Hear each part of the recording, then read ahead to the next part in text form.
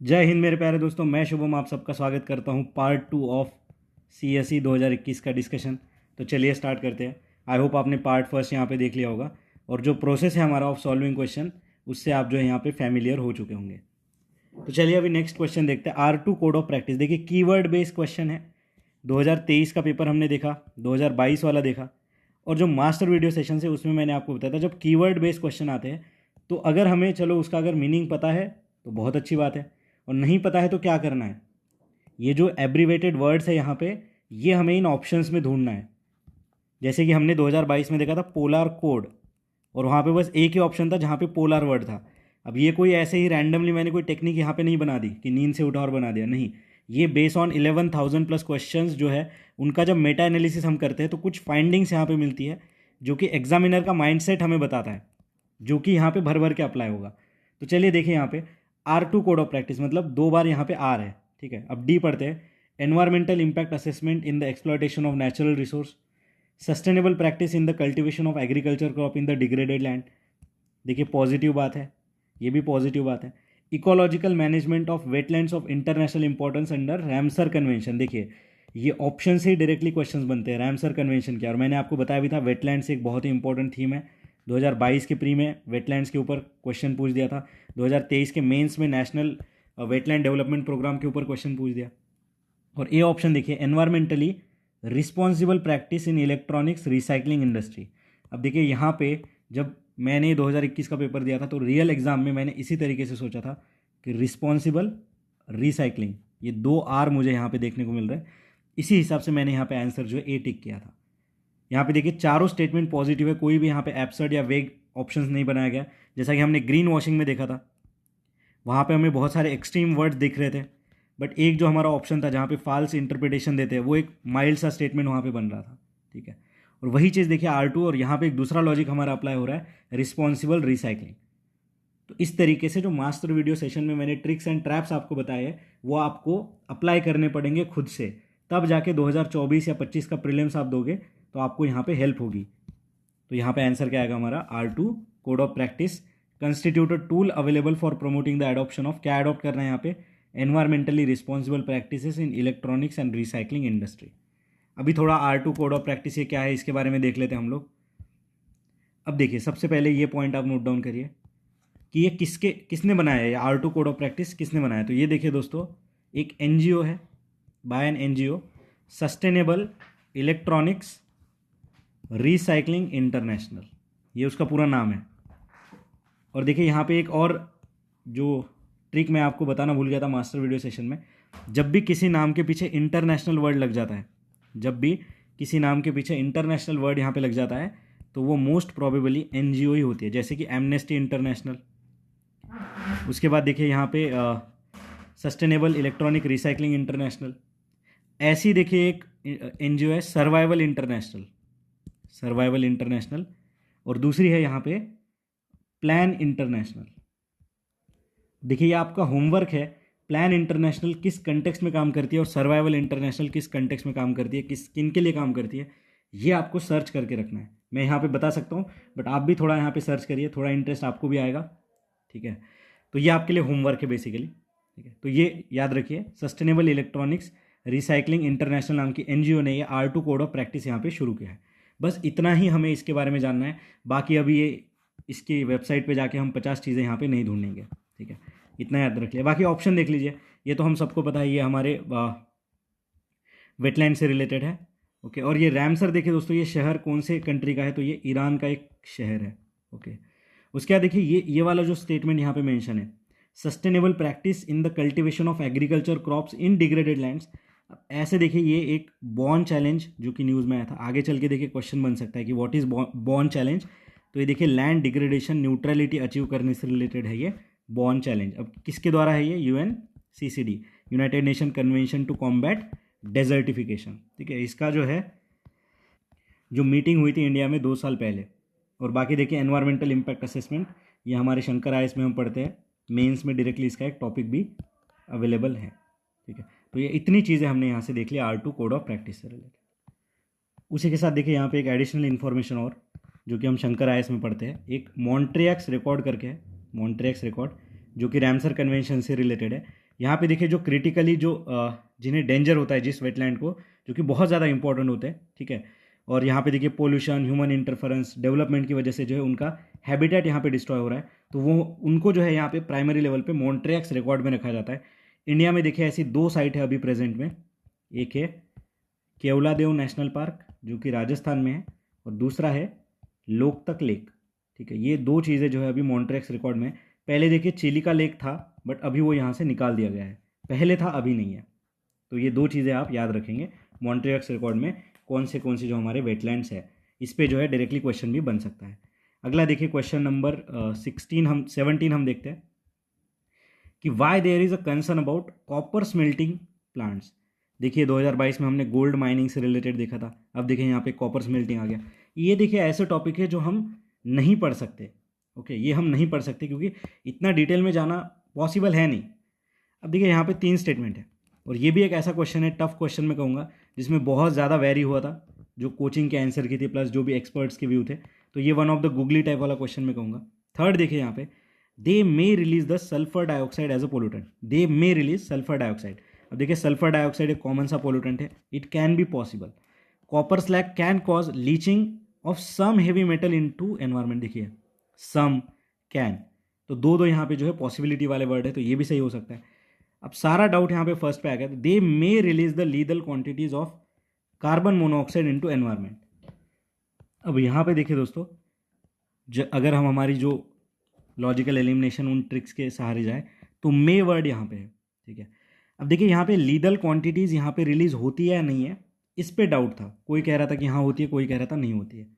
But इसका जो clarification है ऑफिशियल आंसर किने दिया यूपीएससी के, उन्होंने यहाँ पे बताया कि answer is B, 2 and 3 is the answer. तो जो हमारा क्वेश्चन नंबर 17 है, इसका आंसर क्या है, 2 and 3।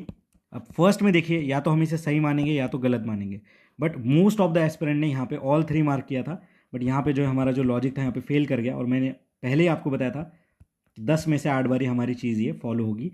और ये ऐसा क्वेश्चन है जहाँ पे नॉलेज तो हमें, क्योंकि इतना नहीं पढ़ सकते कि कॉपर स्मेल्टिंग के बारे में और यहाँ पे हेवी मेटल्स कौन से रिलीज होते हैं, ये सारी चीज़ें हम नहीं पढ़ पाते। देखिए यहाँ पे जो है जब और इस पर सर्च किया तो लीड, आर्सेनिक, सेलेनियम, ये चीज़ें भी जो है यहाँ से रिलीज होती है। बट ये लीगल क्वांटिटीज़ जो है ये यहाँ पे गलत समझा होगा यूपीएससी ने, अकॉर्डिंग टू मी, मुझे ऐसा लगता है कि लीगल क्वांटिटी यानी मर जाएंगे अगर उसके संपर्क में आते ख़त्म, तो ये चीज़ नहीं होगी, ऐसा यूपीएससी का कहना था।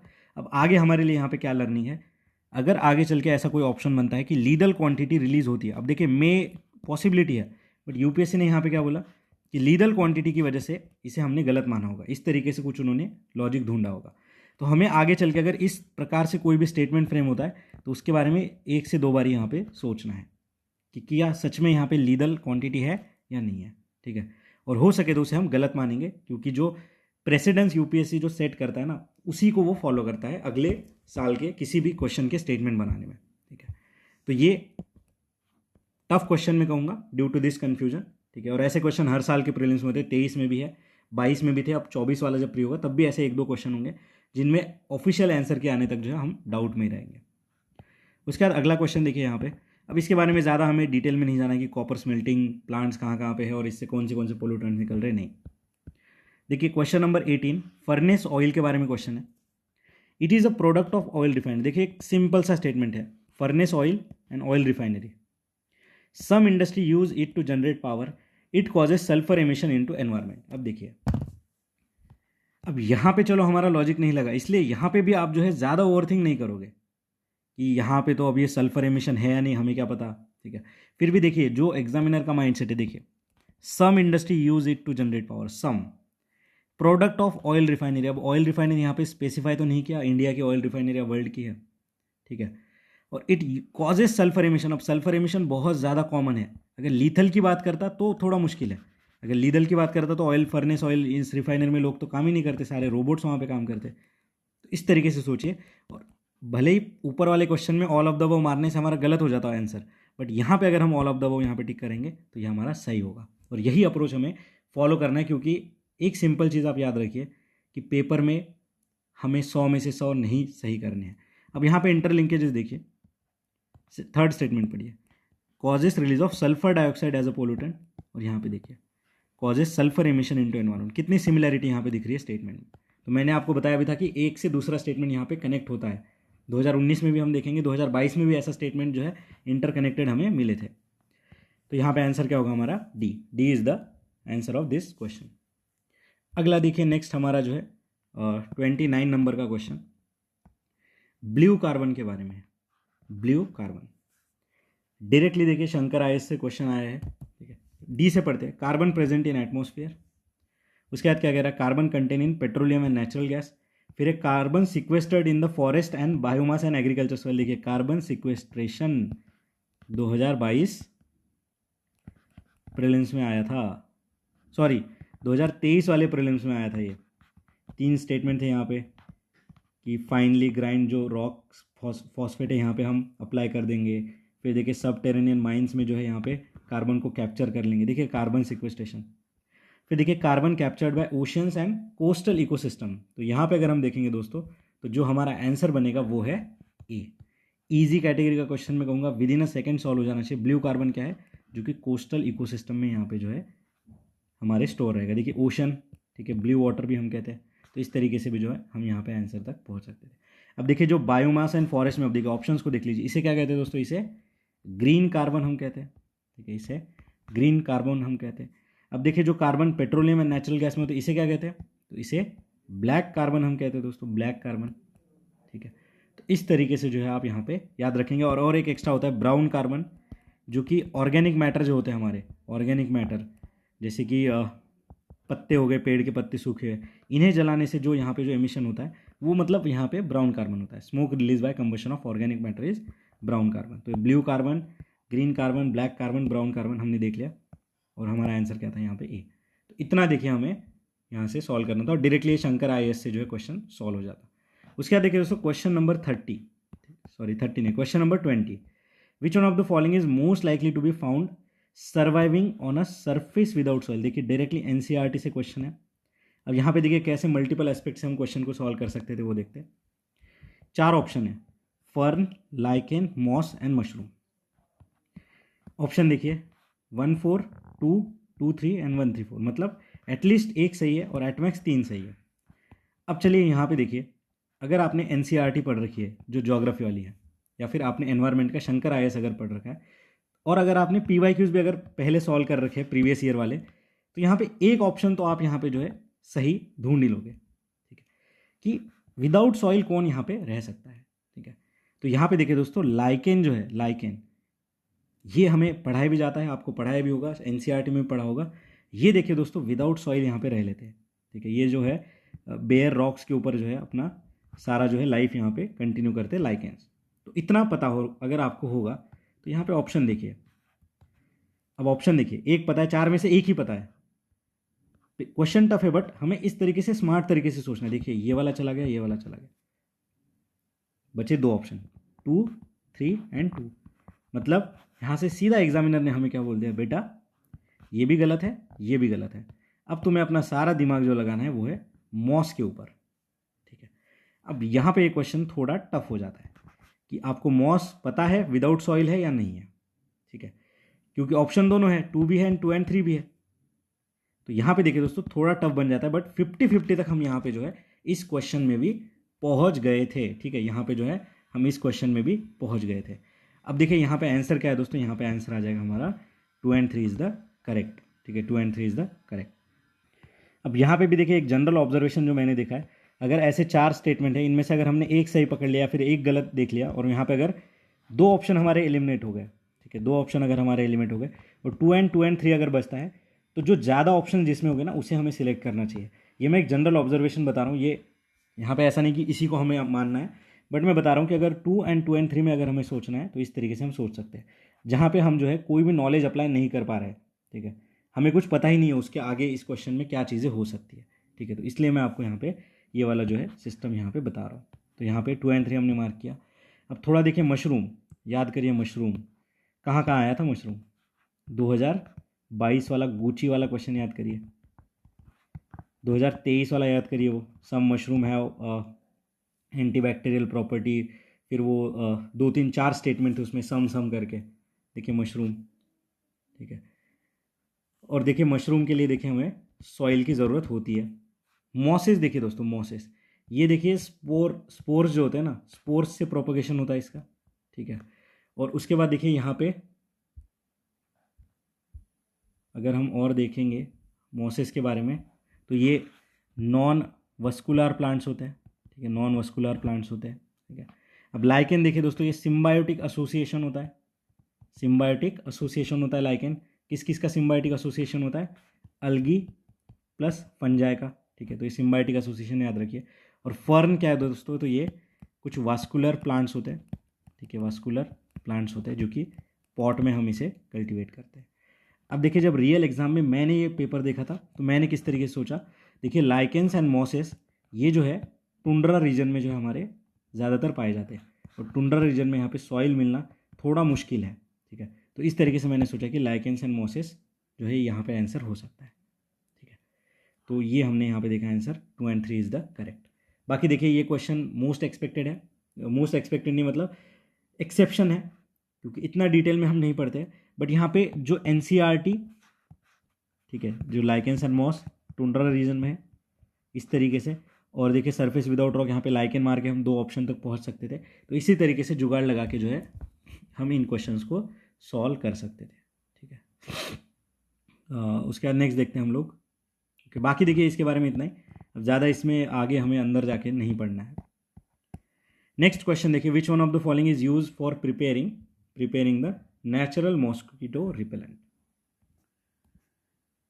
यहाँ पे देख लीजिए दोस्तों, ये मॉस है, ठीक है, देख लीजिए आप, ये पत्थर के ऊपर जो है यहाँ पे विदाउट सॉइल, यहाँ पे जो इसका हम यहाँ पे देख सकते हैं ग्रोथ। नेक्स्ट देखिए यहाँ पे ये देखिए दोस्तों, ये है फर्न, ओके, देखिए यहाँ पे सॉइल की ज़रूरत है। ये है दोस्तों मशरूम, जो कि हम होटल में खा लेते हैं, ठीक है। और ये है लाइकेंस, ठीक है। अब लाइकेंस देखिए दोस्तों, ये बायो इंडिकेटर भी है। बायो इंडिकेटर यानी कि ये लाइकेंस की जो कंडीशन है, इसकी जो क्वालिटी है, ये हमें बताता है कि एयर पोल्यूशन आजू बाजू के एनवायरनमेंट में कितना है। तो ये है लाइकेंस का एक प्राइमरी रोल है, it act as a bio indicator as well. ये शंकर आईएएस में भी हमारे मेंशन है। तो ये हमने देख लिया। अभी नेक्स्ट देखते हैं। अभी ये सारे फोटोज देखने के बाद नेक्स्ट देखिए, विच one of the following is use in preparing natural mosquito repellent. अब देखिए मॉस्किटो रेपेलेंट, इस क्वेश्चन को थोड़ा कनेक्ट करिए आप, Wolbachia method. Wolbachia method is related to what, कब आया था? 2023 के प्रीलिम्स में। देखिए मॉस्किटो की थीम से मैं कह रहा हूँ, मैं ऐसा नहीं कह रहा कि यहाँ से आपको पता चल जाना चाहिए था कि वोल्बाचिया आएगा, बट एक थीम आप समझिए कि कैसे जो है इसी के आसपास के क्वेश्चंस एग्जामिनर फ्रेम कर देते हैं। अगर हमें इतना भी याद होता कि हाँ ये मॉस्किटो से रिलेटेड प्रीवियस ईयर में एक आध बार क्वेश्चन आ रखा है, तो हम इस तरीके से भी जो है वहाँ पे हिंट लगा सकते थे, ओके। अब यहाँ पे देखिए नेचुरल मॉस्किटो रिपेलेंट कौन सा है? Congress grass, elephant grass, lemon grass and nut grass, ठीक है। क्वेश्चन देखिए दोस्तों, टफ कैटेगरी का मैं कहूँगा। जैसे 2022 में था वो, कल्टीवेटर ऑफ फंजाई किसे कहते हैं, कल्टीवेटर्स ऑफ फंजाई किसे कहते हैं। वैसे ये वन लाइनर है, अगर पता है तो पता है, नहीं तो नहीं। अब देखिए यहाँ पे जब मैंने रियल एग्जाम में सॉल्व किया था तो मैंने सोचा था कि लेमन ग्रास हो सकता है इसका आंसर, क्योंकि लेमन जो है ऐसे ही काम में आता है हमारे, और क्या पता है ऐसे कुछ यूज़ होता होगा, ठीक है। इस तरीके से मैंने रैंडमली सी मार्क करा था। मैं बस आपको ये बता रहा हूँ कि मैंने किस तरीके से अटेम्प्ट किया था, बट क्वेश्चन इज़ टफ अगर हमें नहीं पता है तो, और मुझे नहीं लगता कि ये हम कहीं से पढ़ सकते हैं। तो अभी हमें जो है यहाँ पे थोड़ी चीज़ें डिटेल में देख लेनी है कि किस तरीके से यहाँ आगे क्वेश्चन आ सकते हैं। देखिए लेमन ग्रास इसका आंसर है दोस्तों, जो कि मॉस्किटो रेपेलेंट में जो है यूज़ होता है। ये फ्रेग्रेंस के लिए भी यूज़ होता है, फ्लेवरिंग के लिए भी यूज़ होता है। उसके बाद देखिए दोस्तों कांग्रेस ग्रास क्या है? तो कांग्रेस ग्रास देखिए, कोई कांग्रेस पार्टी की यहाँ पे जो है पैदावार नहीं है। ये पार्थेनियम एक वीड होता है, ठीक है, वीड। इसका फोटो भी मैं आपको दिखाऊंगा, ठीक है। ये आपने देख रखा होगा अगर आपने खेत में विजिट करा या फिर किसी एम्प्टी प्लॉट पे अगर आप गए हो, तो ये एक इन्वेजिव ग्रास है, कांग्रेस ग्रास। उसके बाद देखिए एलिफेंट ग्रास। एलिफेंट ग्रास देखिए नेटिव है दोस्तों ऑस्ट्रेलिया एंड अफ्रीका की, ये नेटिव ग्रास है। ये भी हमारे यहाँ पे जो है इन्वेजिव ही है, ठीक है। इसे नेपियर ग्रास भी कहते हैं। और बस इतना याद रखिए इसके बारे में। और ये ग्रेजिंग में यूज़ करे जाते हैं, जो जानवर है चरते हैं यहाँ पे इसके साथ। नट ग्रास क्या है दोस्तों? तो ये देखिए एंटी इन्फ्लेमेटरी इसके प्रॉपर्टी होती है, एंटी इन्फ्लेमेटरी, ठीक है। तो मेडिसिनल प्रॉपर्टीज़ भी है इसके। अब इनके थोड़े फोटोज़ देख लेते हैं, बस इतना ही याद रखिए जितना मैंने आपको बताया। और ये थोड़ा नाम देख लीजिए, आगे चल के कुछ यहाँ पे क्वेश्चन बनने के चांसेस है। ये देखिए दोस्तों, ये है पार्थेनियम, ठीक है, आपने देखा ही होगा कहीं ना कहीं। उसके बाद पार्थेनियम यानी कि कांग्रेस ग्रास। ये देखिए दोस्तों एलिफेंट ग्रास है, थोड़ा फोटो देख लीजिए। ये है दोस्तों लेमन ग्रास हमारा, ठीक है, लेमन ग्रास। ये देखिए चाय में भी डाल के पी जाती है। और ये हमारा नट ग्रास, ठीक है, नट ग्रास। तो बस इतनी इन्फॉर्मेशन काफ़ी है। तो देखिए एनवायरनमेंट के क्वेश्चन कितने स्पेसिफिक होके 2021 में पूछे गए थे। जैसे कि अब ये नेक्स्ट क्वेश्चन देखिए, कहीं का कहीं हिंट ही नहीं लगेगा एक दो स्टेटमेंट का। कहता है which one of consider the following kind of organism और which of the above is the primary producer in the food chain of ocean. देखिए प्राइमरी प्रोड्यूसर्स, ठीक है, बेसिक इकोलॉजी के कंसेप्ट से पूछा, बट नाम देखिए कोपेकपॉड्स, साइनोबैक्टीरिया, डायटम्स एंड फोरामिनीफेरा। अब यहाँ पे देखिए एक हिंट एग्जामिनर ने क्या दी थी, जैसे ही आप ऑप्शन देखोगे आपको पता चलेगा कि 4 में से 2 सही है, 2 गलत है, ठीक है। अब देखिए यहाँ पे याद करिए प्राइमरी प्रोड्यूसर, सेकेंडरी प्रोड्यूसर। अब प्राइमरी प्रोड्यूसर कौन होता है? जो कि अपना खाना खुद बना लेता है। जैसे हमारे टेरेस्ट्रियल इकोसिस्टम में अगर हम देखेंगे तो जो प्लांट्स है they are the primary producer. वैसे ओशंस में हमें देखना पड़ेगा। अब देखिए प्राइमरी प्रोड्यूसर कौन होता है? जिसमें क्लोरोफिल होगा। क्लोरोफिल होगा मतलब वो ग्रीन यहाँ पे रहेंगे, ठीक है। अब यहाँ पे देखिए, अब मैं साइंस बैकग्राउंड का हूँ, बट जो ह्यूमैनिटीज़ बैकग्राउंड वाले होंगे उन्हें थोड़ा इसमें जो है डिफ़िकल्टी हो सकती है, ठीक है। अब देखिए यहाँ पे कोपेपॉड्स, और हमने देखिए यहाँ पे जब एनिमल का जो डिवीज़न हम पढ़ते हैं, ठीक है, जो किंगडम एनिमल होता है उसका, तो इसमें देखिए अर्थ्रोपोडा, इस तरीके से हम पढ़ते हैं अर्थ्रोपोडा। अर्थ्रोपोडास क्या होते हैं? तो ये इंसेक्ट्स होते हैं, ठीक है। ये पॉड यानी कि उनके पैर, ऐसा कुछ यहाँ पे डिस्क्रिप्शन होता है। मुझे भी इतना याद नहीं, अब 11th-12th में कहीं देखा होगा। तो इस तरीके से एग्जाम में मैंने ये सोचा था कि कोपेपॉड्स, ठीक है, तो ये एनिमल मतलब इंसेक्ट टाइप हो सकता है कुछ, बट यहाँ पे तो प्राइमरी प्रोड्यूसर पूछा है। तो अगर फर्स्ट हटा के देखते हैं तो 2 ऑप्शन यहाँ पे हट गए, बचा गया 2, 3 एंड 3, 4। अभी नेक्स्ट देखिए, और मैंने यहाँ पे कैसे सोचा था, अगर आप साइंस बैकग्राउंड के हो तो बहुत अच्छे से कनेक्ट कर पाओगे। देखिए साइनोबैक्टीरिया, ये देखिए दोस्तों, इसे दूसरा नाम होता है ब्लू ग्रीन अलगी, ठीक है। अब देखिए अलगी जो है ये ग्रीन कलर की होती है, और देखिए ब्लू ग्रीन अलगी, और ये खुद का जो है फूड यहाँ पे खुद बना सकते हैं। तो मैंने सोचा कि सेकंड जो है ये हमारा प्राइमरी फूड प्रोड्यूसर तो हो सकता है। तो सेकंड अगर हम देखेंगे तो यहाँ पे और यहाँ पे है, तो ये ऑप्शन यहाँ पे कट गया, बचा 2 एंड 3, ठीक है। फॉर्मेनिफोरा ना कभी सुन रखा था, ना आगे कभी सुनूंगा, ठीक है। तो इस तरीके से जो है इस क्वेश्चन को मैंने अटेम्प्ट किया था रियल एग्जाम में। अब देखिए ये जो प्राइमरी प्रोड्यूसर कौन कौन होते हैं फूड चेन में ओशन के, तो यहाँ पे देखिए कुछ बैक्टीरियाज होते हैं, कुछ फाइटोप्लैंक्टॉन्स होते हैं, फाइटोप्लैंक्टॉन्स, ये सारा शंकर आयस में कवर्ड है, बट ये नाम थोड़े यहाँ पे न्यू थे। बट ये दोनों नाम आपको शंकर आयस में देखने को मिल जाएंगे, ठीक है। अलगी जो होते हैं ये हमारे प्राइमरी प्रोड्यूसर होते हैं। अब देखते हैं ऑप्शन। अब देखिए फॉर्मेनिफोरा क्या होता है, तो देखिए एक सिंगल सेल्ड ऑर्गेनिज्म होता है दोस्तों, सिंगल सेल्ड ऑर्गेनिज्म, जो कि ओशन के वाटर में हमें नॉर्मली देखने को मिलेगा। इसका फोटो भी देखेंगे हम अभी। डायटम देखिए ये भी एक टाइप ऑफ अलगी है, ठीक है। उसके बाद देखिए साइनोबैक्टीरिया है, तो मैंने बता दिया ब्लू ग्रीन अलगी इस तरीके से। और कोपेकॉड देखिए एक प्राइमरी कंज्यूमर है दोस्तों, प्राइमरी कंज्यूमर्स है। अब इनका फोटो देखते हैं। ये दोस्तों यहाँ पे कोपेकॉड, कोपेपॉड क्या है ये, कोपेपॉड्स। उसके बाद ये हमारा ब्लू ग्रीन अलगी, शैवाल भी हम कहते हैं, आपने देखा ही होगा। उसके बाद ये है दोस्तों यहाँ पे डायटम्स, ठीक है, डायटम्स। और ये है देखिए हमारे भाई साहब क्या था, फोरामिनीफेरा। तो ये 4 चीज़ें हमने देख ली, और प्राइमरी प्रोड्यूसर कैसे है वो भी चीज़ें हमने यहाँ पे नोट डाउन कर ली। तो यहाँ पे हमारा आंसर क्या है दोस्तों, 2 एंड 3। नेक्स्ट आगे देखते हैं क्वेश्चन नंबर 23। अब देखिए दोस्तों यहाँ पे थोड़ा सा इंटरलिंकेज समझिए आप, मैं ऐसे नहीं कहता कि क्वेश्चन बहुत ईजी था। देखिए क्या कह रहा है, hedgehog, marmot and pangolin to reduce the chance of being captured by predators which one of the above organism roll up and protect their vulnerable parts. Question देखिए कितना स्पेसिफिक होकर पूछा कि कौन सा एनिमल है जो खुद को प्रोटेक्ट करने के लिए रोल हो जाता है, ठीक है, टफ है, ठीक है। अब यहाँ पे देखिए इसको कनेक्ट करिए, 2023 में क्वेश्चन आया था जहाँ पे वो स्टिक लेके जो है लकड़ी के अंदर से जो है कीड़े निकाल के खाता है, ओरंगुटान उसका आंसर था। तो देखिए इतना स्पेसिफिक 2021 में पूछा, और ऐसा ही बहुत ज़्यादा स्पेसिफिक उन्होंने 23 में पूछा। देखिए ये क्वेश्चन मैं नहीं मानता कि ये कट ऑफ डिसाइड करते हैं, क्योंकि ये किसी को नहीं आता है। ये अगर तुक्का गलती से लग गया तो लग गया।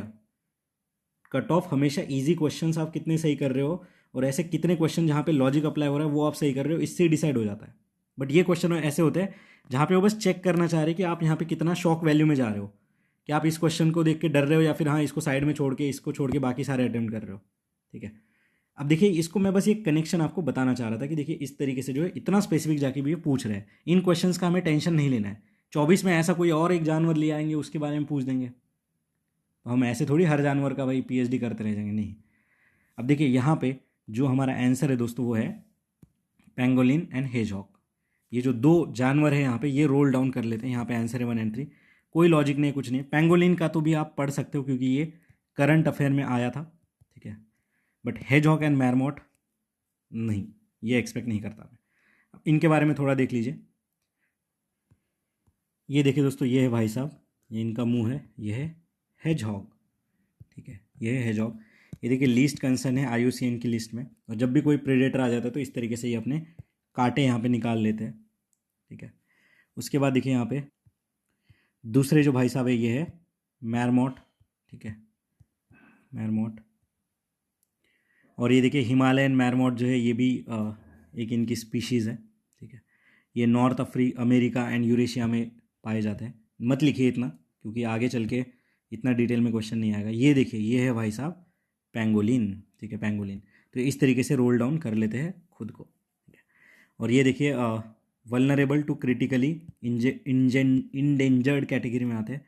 एक इंडियन पेंगोलिन भी होता है, एक चाइनीज़ पेंगोलिन भी होता है, और हमें पता है चाइनीज़ पेंगोलिन सारे ख़त्म होने पे आ गए, क्रिटिकली इंडेंजर्ड है क्योंकि ये सारे जो है इनका बहुत ज़्यादा इलीगल ट्रेड किया जाता है, ठीक है।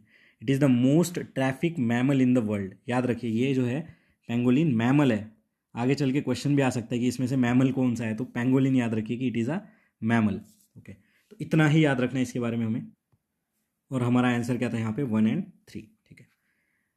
टफ क्वेश्चन में कहूँगा, इससे कट ऑफ डिसाइड नहीं होता है। अभी नेक्स्ट देखते हैं अगला क्वेश्चन क्या है हमारा।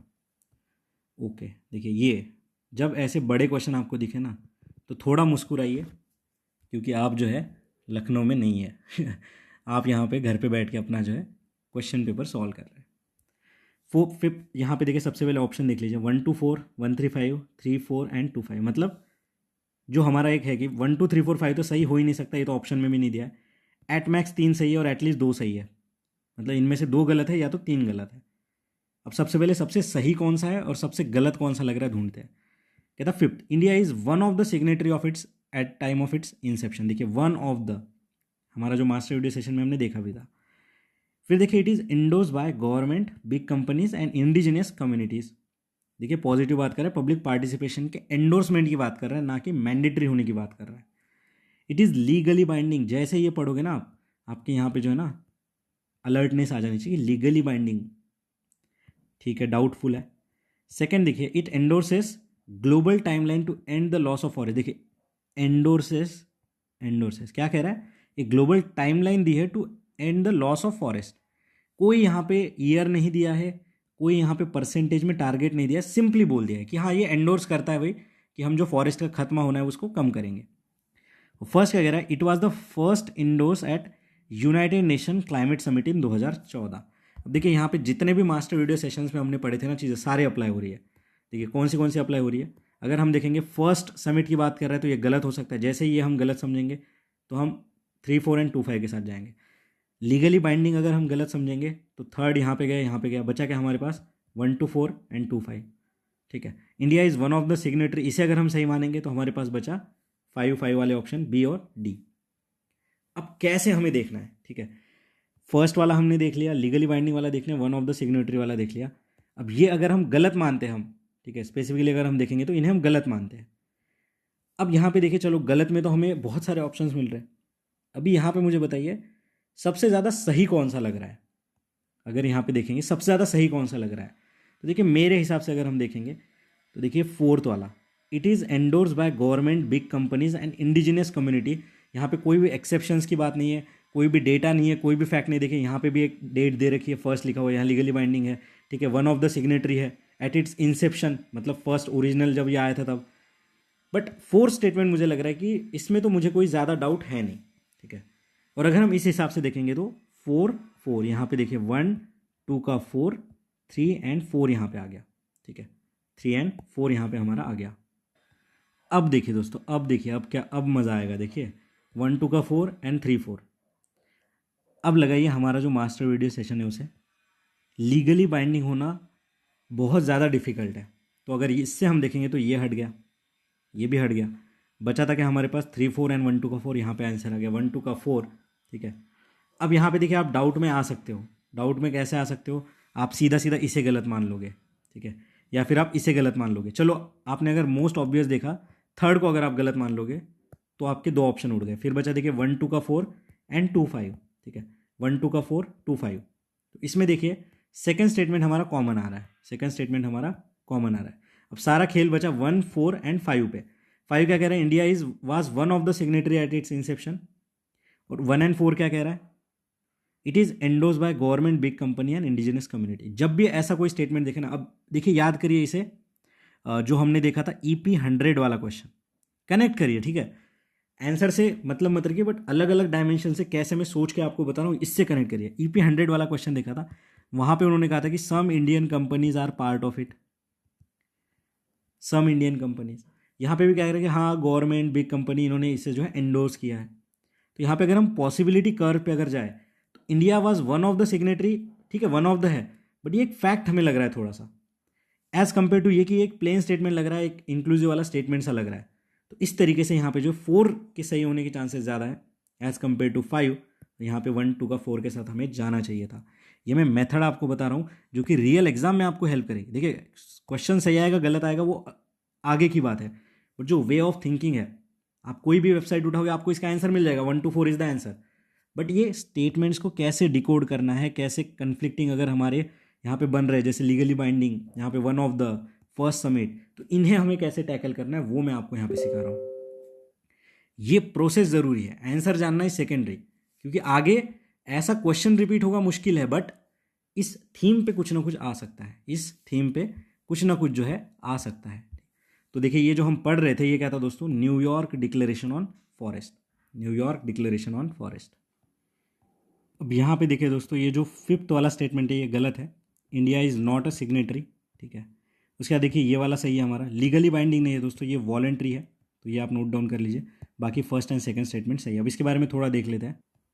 ये देखिए दोस्तों, ये जो 2014 जो में साइन हुआ था ये न्यूयॉर्क डिक्लेरेशन, इसका देखिए रिन्यू प्लान ऑफ एक्शन आया था 2021 में, जहाँ पे देखिए स्टॉप द फॉरेस्ट लॉस, देखिए सबसे पहला ही है।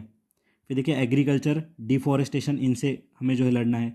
फॉरेस्ट फाइनेंस, ठीक है, वहाँ पे देखिए reward the result, governance and communities, restoration, alternative livelihood, infrastructure and extractive industries, forest and SDGs, reducing emission, ये टारगेट है देखिए, स्टॉप द फॉरेस्ट लॉस। ठीक है, उसके बाद देखिए और अगर हम इसमें डिटेल में देखेंगे तो ये न्यूयॉर्क फॉरेस्ट डिक्लेरेशन क्या है, तो पॉलिटिकल डिक्लेरेशन है, मल्टी स्टेक होल्डर है, it offer to protect and restore the forest. 2014 में ये अडॉप्ट किया गया था। उसके बाद ये देखिए इंडिया, ये वॉलंटरी है, non legally binding political declaration है। तो इस तरीके से जो है हमें यहाँ पे इस क्वेश्चन को सॉल्व करना था।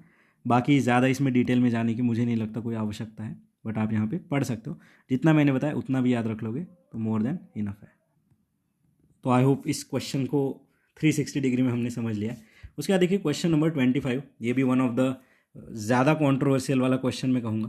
ठीक है, बट यहाँ पे मैं बताऊँगा कि कैसे मैंने पेपर में कैसे सॉल्व किया था, प्लस किस तरीके से यहाँ पे सोचा था और ये थिंकिंग कैसे काम आई। ठीक है, अब देखिए दोस्तों यहाँ पे क्या कह रहा है, मैग्नेटाइट पार्टिकल है कुछ जो कि न्यूरो डिजनरेटिव प्रॉब्लम्स यहाँ पे लाते हैं।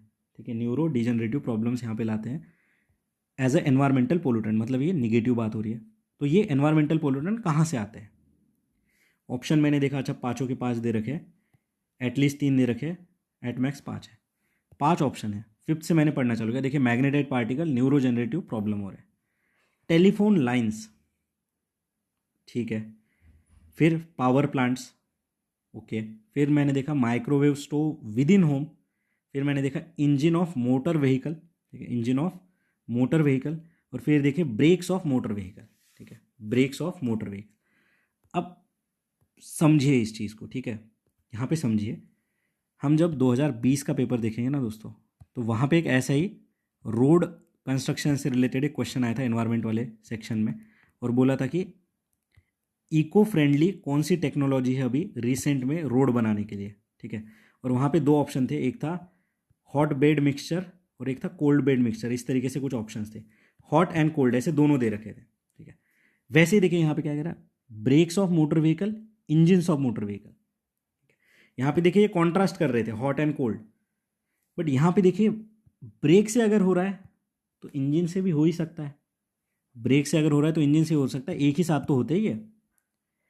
फिर मैंने ये सोचा, अब देखिए कैसे मल्टीपल एस्पेक्ट से मैं डिकोड कर रहा हूँ चीज़ों को, ठीक है। फिर मैंने सिंपली सोचा कि अगर एनवायरमेंटल पोल्यूटेंट है, न्यूरो जनरेटिव प्रॉब्लम्स वगैरह ला रहा है, मैग्नेटाइट पार्टिकल है और ह्यूमंस में ये प्रॉब्लम आ रहे हैं, तो टेलीफोन लाइन पे कौन लटक रहा है भाई। मैंने सिंपली सोचा कि अगर टेलीफोन लाइन से ये हो रहा है तो जो हमारे घर में टेलीफोन लाइन है वो तो पूरी वो ऊपर से उसके प्लास्टिक होता है, और जो मेन टेलीफोन लाइंस होगी, ठीक है, उन वायर से होता होगा। और इतना कौन यहाँ पे टेलीफोन लाइंस के संपर्क में आ रहा है कि उसके पास ही बैठा होगा। अगर यहाँ पे मोबाइल फ़ोन बोलता तो कुछ सोच भी सकता था कि मोबाइल फ़ोन तो हमेशा मेरे साथ है, बट मैंने सिंपली सोचा टेलीफोन लाइंस की बात कर रहा है, जिस पे कौन जाके लटक रहा है या कौन जाके वहाँ पे कपड़े सुखा रहा है। तो इस हिसाब से मैंने सोचा कि चलो फिफ्थ अगर मैं हटाऊँ तो 1 2 का 4 बचा। फिर भी मैंने डायरेक्टली आंसर मार्क नहीं किया। फिर मैंने यहाँ पे सोचा कि देखिए एग्जामिनर चीज़ों को ज़्यादा एक्सप्लेन करके बोलता है। देखिए यहाँ पे मैंने बोला माइक्रोवेव स्टोव, बोला विद इन होम। अब मैंने सिंपली इस तरीके से सोचा कि अगर ये विद इन होम, अब माइक्रोवेव स्टोव तो ये इतने ज़्यादा यूज़ होता है, अगर इतना ज़्यादा न्यूरो जनरेटिव प्रॉब्लम हो रहा होता तो कहीं ना कहीं न्यूज़पेपर में या कहीं ना कहीं यूट्यूब शॉर्ट्स में, जहाँ पे इतने सारे इन्फ्लुएंसर्स बैठे हुए अलग अलग चीज़ों पे वीडियो बनाते हैं, कहीं ना कहीं तो हमने पढ़ा होता कि ये जो माइक्रोवेव ओवन है इससे हमें जो है यहाँ पे इशू हो सकता है, ठीक है। जैसे कि कोई भी अगर फूड एडल्ट्रेशन होता है, जैसे A1 A2 मिल्क का कंट्रोवर्सी हुआ था, तो हमने पढ़ा था वो कि A1 मिल्क में कुछ प्रोटीन होते हैं जो कि आगे चल के कैंसर ला सकते हैं। वैसा अगर माइक्रोवेव ओवन जो कि इतने हायर लेवल पे यूज़ होते हैं, ठीक है, होटल्स में कह लीजिए, घर पे कह लीजिए, तो अगर इनसे कुछ प्रॉब्लम हो रहा होता तो अभी तक तो इस पर कुछ ना कुछ सोल्यूशन आ गया होता। तो ये सेकेंड एस्पेक्ट मैंने सोचा एग्जाम में, ठीक है। और अगर मैं सेकंड, अगर ये थर्ड हटा के देखो तो थर्ड यहाँ पे है, यहाँ पे है, यहाँ पे, फिर भी मेरा 1 2 का 4 आया है। देखिए एग्जामिनर आपको कैसे सोचने को मजबूर कर रहा है। फिर देखिए, और देखिए यहाँ पे पावर प्लांट्स, कितना वाइडर वर्ड है। कौन सा पावर प्लांट है भाई, कोल है, थर्मल है, हाइड्रो है, कौन सा पावर प्लांट है, न्यूक्लियर पावर प्लांट है, कुछ बताएं यहाँ पे। तो यहाँ से एक सोच सकते हैं कि 4 तो हमारे ऑप्शन में होना ही चाहिए, तो यहाँ से ये हट गया, ठीक है। फिर हमने देखा कि ब्रेक और इंजन ये तो साथ ही है, तो ये दोनों एक साथ ही जा सकते हैं, तो 1 2 यहाँ पे, 1 2 यहाँ पे, 1 2 यहाँ पे, ये हट गया। तो देखिए ये और ये हमारे हट गए, बचा गया 1 2 4 एंड 1 2 3 4 5।